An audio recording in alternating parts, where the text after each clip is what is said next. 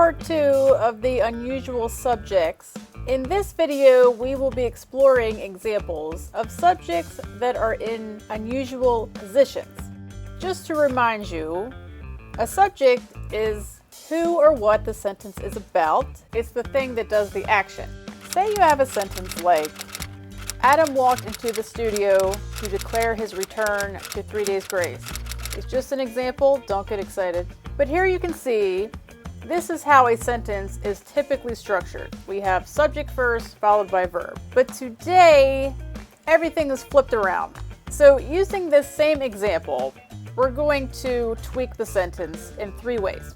So the first way is what's called an inverted sentence. So like the word inverted implies, in these kind of sentences, the verb comes before the subject.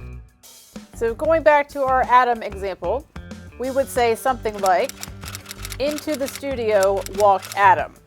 The rest of it we will leave off, so this time the verb comes before the subject. The second category is when it is a question. Questions tend to change the word order. So let's stick with Adam here. Is Adam returning to 3 days grace? So not only do we have a subject coming after the verb, we actually have the subject in between the verb. I just wanted to throw something else at you, I think. The verb here is a verb phrase, is returning, but we have Adam stuck right in the middle of it.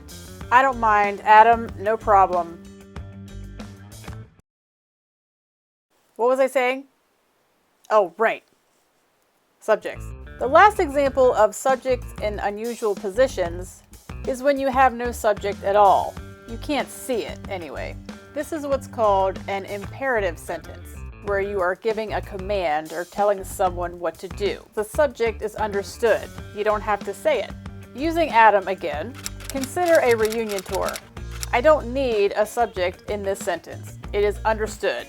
Now that I've completely overwhelmed you with examples, let's move on to some lyrics and see where these bands have decided to stick their subjects. Let's give Adam a little break and try a lyric from the band Him. Here is a lyric from The Path. This example is using the inverted sentence. Good luck.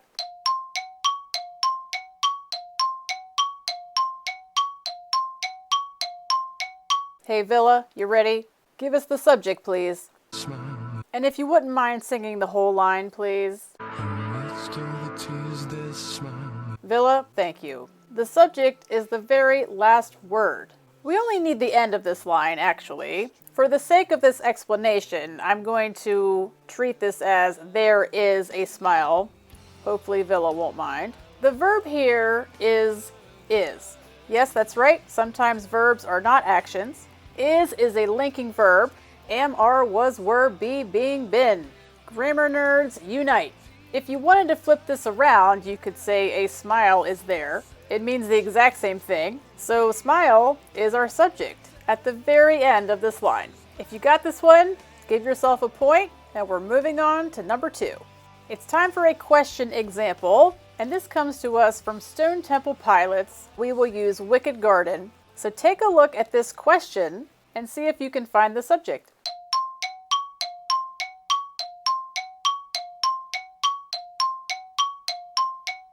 Scott, we need the subject, please. Would you mind singing this whole thing?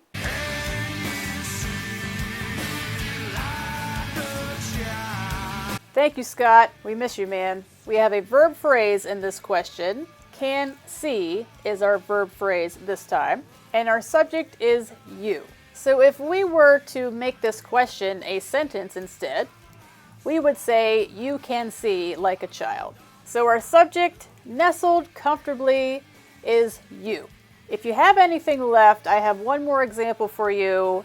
We're getting back to 3 days grace now, with an example of an imperative sentence, meaning the subject is implied and not there. So because you're looking for something that isn't there, I'm going to give you an entire verse. We'll use the first verse of Get Out Alive. Find the imperative sentence. Good luck.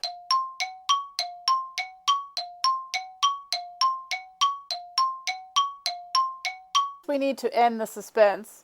and have Adam give us the answer, or should I say answers. Hey Adam, give us the 2 lines we need this time, please. Don't put your life in someone's hand. And Don't hide your mistakes. thank you, I love you. Think about that reunion. We have 2 lines here that have the same opening word, don't. So in both of these lines, we have an implied subject here. Just because you're awesome, I'm going to give you a bonus point if you got both of those examples. So let's tally up the points. And there you have it. We've made it to the end. Congratulations. For the first time, we have a possible score of 4 points.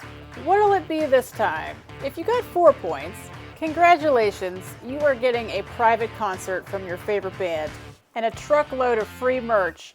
For 3 points, you get one too. For 2 points, sure, you get the concert, but a friend or family member really embarrasses you. And for 1 point, why not? You get a concert too. However, while everyone else is enjoying the show, you are stuck inside, taking care of something you should have done a week ago. Procrastination gets you every time. A huge thank you to our bands today, 3 Days Grace, Him, and Stone Temple Pilots, and a special thank you to you for watching. So until next time, keep your subjects and verbs in agreement. Remember that your doesn't automatically mean you are, and always use the Oxford comma. Bye everyone!